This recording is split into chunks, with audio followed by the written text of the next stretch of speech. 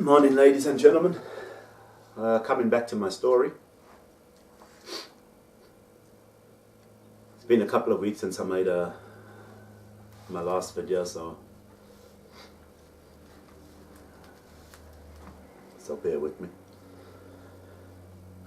I just finished about my holiday to South Africa, but there's a few more things as usual. I forgot to tell you about that. Let's start with the first one I forgot to tell you. Let's see which one I'll do first.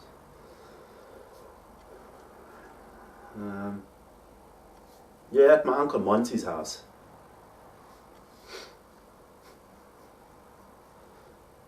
Now, this is relative to some kind of perversion or people always around watching me or knowing what I'm doing.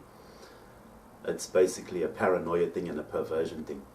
Because every time I was at my Uncle Monty's in the bath, having a bath, every time there was someone walking past out the back. You know what I mean? Constant, non-stop. You know, and up in the corner, in the roof, in the ceiling, there was like a hole. You know, and I don't know if it was there on purpose or whatever, but it was there because people assume I'm some kind of pervert or deviant. People have created these scenarios to make me feel like one. So that hole in the roof was basically to make me think like someone's looking at me or there's someone watching me, because they think this is what I do with women in life. You know, they think I've been taking photos of women and all this kind of perverted behavior, which is not true. So there was a hole up in the roof there, and every time I was in the bath, there was Auntie Elain, Uncle Monty, the guy, always somebody walking past the window, you know. It's a psychological thing to let me know that there's always someone around or feel like someone's watching me, you know. It's based on perversion and being a deviant, basically. They're making me feel a certain way or trying to remind me of scenarios, you know.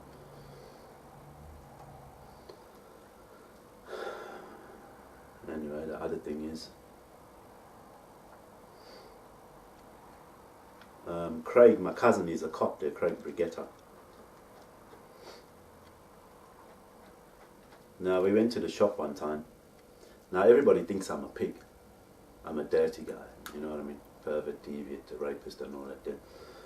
So he got me posing with a pig the one time, a pig's head at the shop, you know.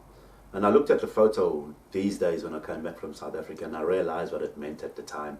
Because I was posing with a picture of a pig's head, and basically that's what they wanted, you know what I'm saying? Because they call me a pig, they say I'm a pig because of the way I've spoken about women or this and that, and photos on my phone from a long time ago.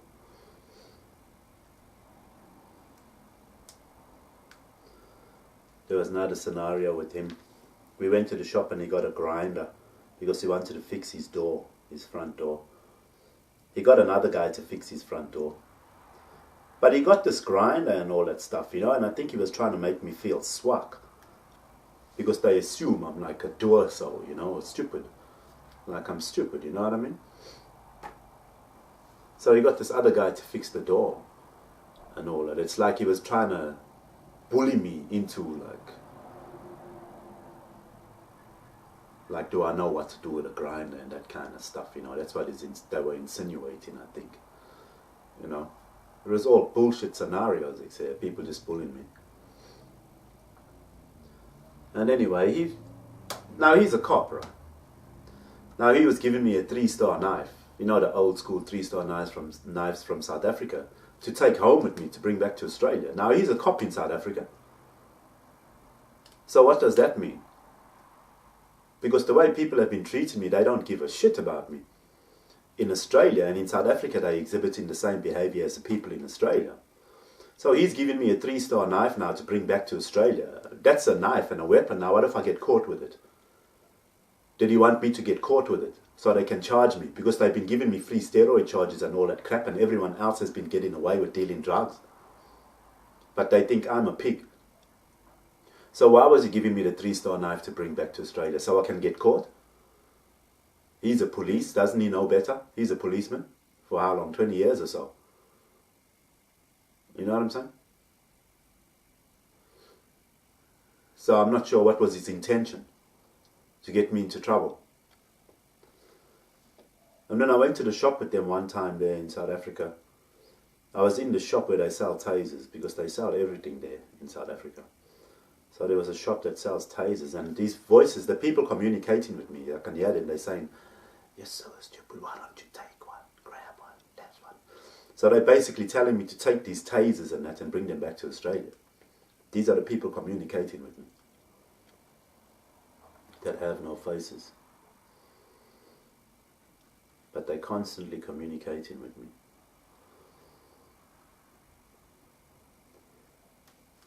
So he was enticing me to bring a weapon back. The voices communicating with me are enticing me to bring tasers back, because they all want to get me into trouble now, obviously.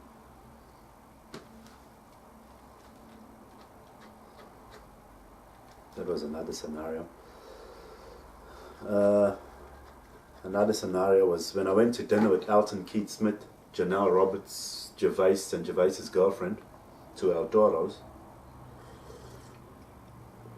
We went to a Mexican restaurant there. Elton Keith Smith, I saw him doing this,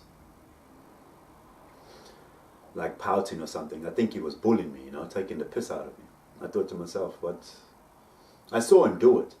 And now I realize, when I found out what's going on in my life, I think he was bullying me, He's trying to pout or something like this. So basically pulling faces at me. I don't know, for his friends to laugh at me, I guess.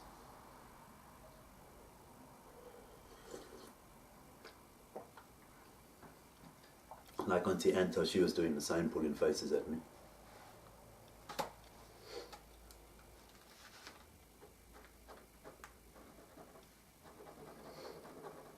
Everyone was treating me swak. Everyone was treating me with disrespect, pretty much. Now I tried to get my South African passport. I tried to apply for it before I went to South Africa. But anyway, my cousin there, Dion, he works in the government. He used to work in government. And my auntie Elain, she used to work for Metro's police. You know what I mean? So as far as I was concerned, I had no problem getting the passport. So I went to Home Affairs in Pretoria with my cousin Dion. And we sat there waiting in line for ages, Then we finally got to the front of the line. Nothing happened. I filled out these forms and everything. Then we went to another place. We had to wait. And I'm thinking to myself, how? But you worked in government. I thought, they'd be able to organize me a passport one time. So nothing happened there in Pretoria with my passport. So when I got to Durban, I asked my auntie Elain about a passport, and she had a look on the computer and all this and that. Now she's worked with Metro's police for a very long time, so I figured there'd be no problem me getting a passport. So at the end of the day, this is what the deal is. My South African family didn't want to give me a passport, or the government didn't want to give me a dual citizenship, a South African passport, because they assume I'm a pervert, a rapist 2 times, a peeping Tom, and a criminal and an armed robber. So they could have organized me a passport quite easily. I realized that they didn't want to give me a passport. Them and their government didn't want to give me a passport because they assume I'm not worthy of having a South African passport. So my family didn't want to give me a passport, and they work for the government. So that's simply what it was. It had nothing to do with me waiting and trying to get a passport. My auntie works in Metros for how long? 10 to 15 years. My cousin's a fucking cop, 20 years veteran in the force. My other cousin works in the government. They could have organized me a passport like that. They didn't want to give me a passport because when I went there, I'm a criminal, armed robber, rapist, and a pervert. That's why they didn't give me a passport. How shameful is that? I didn't even know this at that time. Now I know.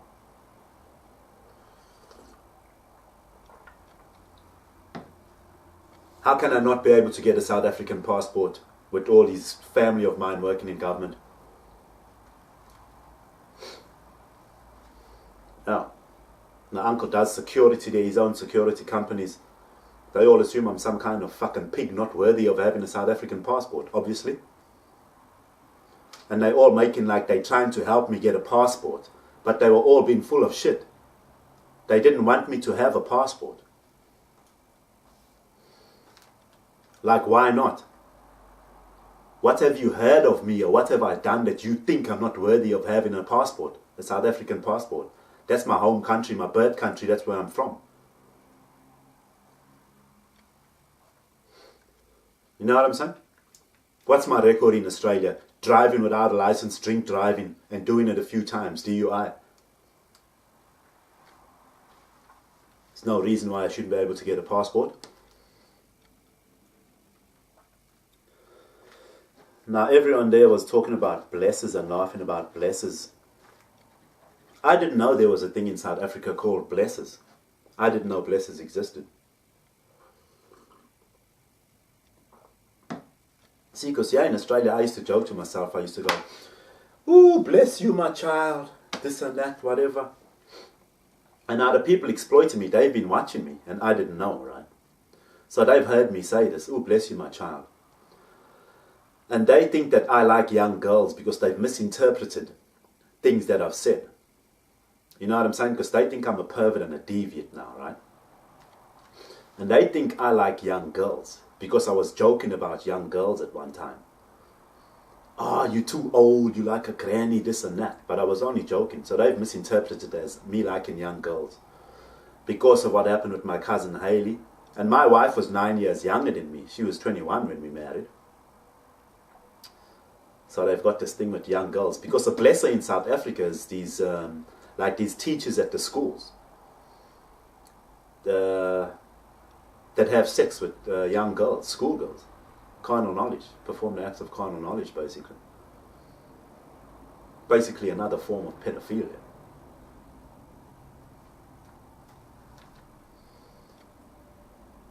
You see, so they were calling me a blesser, basically. Because of what's happened in my life. I didn't know this at the time. So people are looking at me and joking about me being a blesser. You know what I mean? And the reason why it's not funny is because I've lost my houses, my cars, my careers, my investments, my kids' investments, and my kids over the years. So it's just not funny to me. It's not funny at all. Because as far as I'm concerned, what I got to say about a blesser is the biggest dog or pig that I think exists on this planet, or is one of them. Because as far as I'm concerned, if you're an educator, especially in South Africa, you've learned the trade of educating young people, young girls and boys, to come up in this world and be somebody. You know what I'm saying? In a country like Africa, I mean, that's a privilege for you to teach kids and educate them on how to become somebody great in the world. Now these blessers, they take that position and use it to their advantage to have sex with young girls, right? And manipulate their vulnerability as young girls by giving them better grades or perks and bonuses if these girls have sex with them. I mean, to me, that's a pig, an absolute pig. It's absolutely disgusting when you've been entrusted to care for these young kids and educate them to be somebody in the world. It absolutely disgusts me. I can't stand it. The funny thing is, it's been going on for so long in South Africa that people laugh about it because there's nothing they can do. As far as I'm concerned, fuck me, I'd go around and break all your legs or get rid of every fucking blesser in the school. Imagine if you had your young girls or boys at school, or young girls, young daughters, and you had to worry about teachers looking at them in a sexual way. You know what I'm saying? And these are teachers that they trust to educate them. So these teachers are going to manipulate their vulnerability as young kids and take advantage of them sexually and promise them and give them better grades. Now these kids, these young girls, what if they get pregnant now? How have you helped them with their with their, how have you helped them with them growing in society and becoming somebody when you're going to get them pregnant? And you put a halt on their life and their education. Basically, you're just sending them back into a system of poverty and being a parent at such a young age, and something you're not ready for. It absolutely disgusts me that people like this exist. I can't stand that fact. And they're working in the education department in a country like Africa. It disgusts me. As far as I'm concerned, I think there needs to be something more done about it. Anyway, so people are referring to me as a blesser, basically.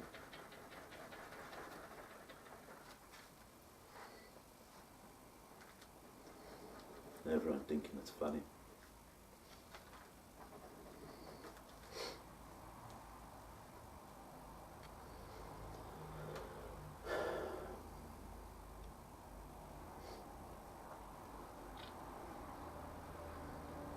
Wayne van der Merwe contacted me in South Africa.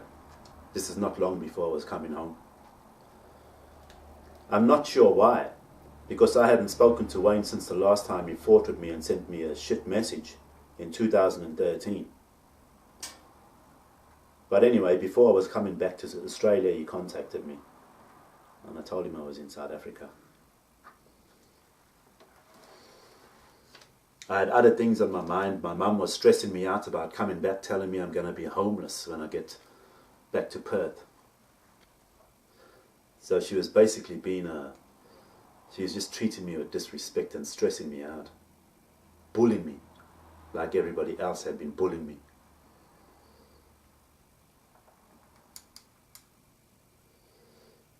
So those are a few things in South Africa that I wanted to tell people before I move on to coming back to Perth. So I got back to Perth in September 2016.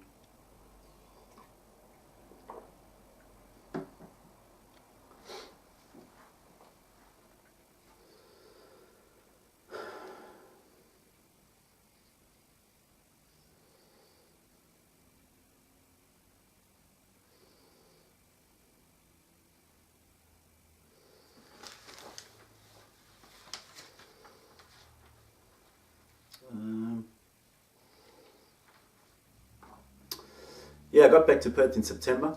Now I saw Germaine at Eldis. I went to Eldis with my mum and I saw Germaine. Guy I used to know from back in the day. And now I was walking around Eldis with my mum and I saw Germaine walking there. Now everybody in my life has been doing strange things. So I knew Germaine is there for a reason. He's there for me. Because I've spoken about Germaine before. Because I was laughing at a situation that happened with Germaine and his ex-girlfriend, right?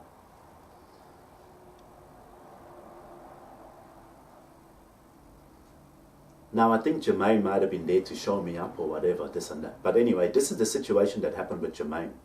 Germaine came home one time and found his girlfriend cheating with some other guy. And then this other guy hit Germaine or something like that. Now, I was laughing at the situation because I found it funny. Now, I mean, I'm not laughing at Germaine personally. I'm just laughing at the situation. It doesn't matter with who it's with in this situation. It just happened to be Germaine, so it's nothing personal. So people have heard me speak about the situation, so now they've got Germaine there at Eldis. And I'm with my mother. My mother knows that he's there. So I don't know if they wanted me to talk to him or what. Or if they wanted me to feel swag. They wanted me to feel something. It's like they've been doing with everybody else that have been popping up in my life. They want me to feel blind because I've thought or said something about these people. You know what I mean? Now, I don't feel blind. I've got nothing personal against him. He's been my bra since way back in the day. I just heard about a situation one time that I thought was quite comical. You know what I'm saying?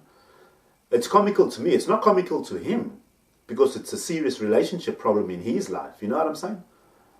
But when I hear it from someone else, just because I laugh at it, it doesn't mean I'm laughing at him personally. You know what I'm saying? It's just a situation. So people are trying to make me feel swag because he was there at Eldis. That was all planned, orchestrated to happen. Now, I didn't talk to him because everything that was going on in my life, I wasn't sure. I know now what's going on in my life, so anyway, that time I didn't talk to him because there was too much crap going on in my life.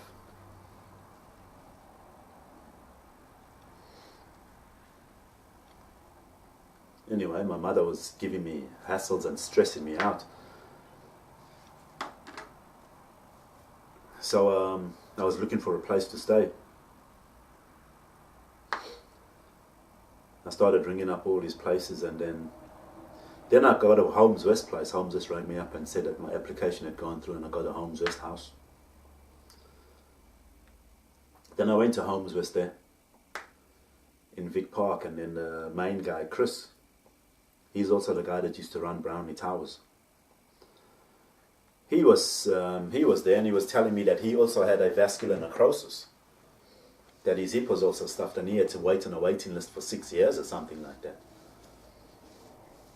You know, and I never ever knew that. I don't know why he's telling me this. Because I know now that my hip wasn't stuffed due to avascular necrosis. That was all bullshit. The system fucked my hip up on purpose. Because they think I'm a pedophile, a deviant, and an armed robber. And a rapist.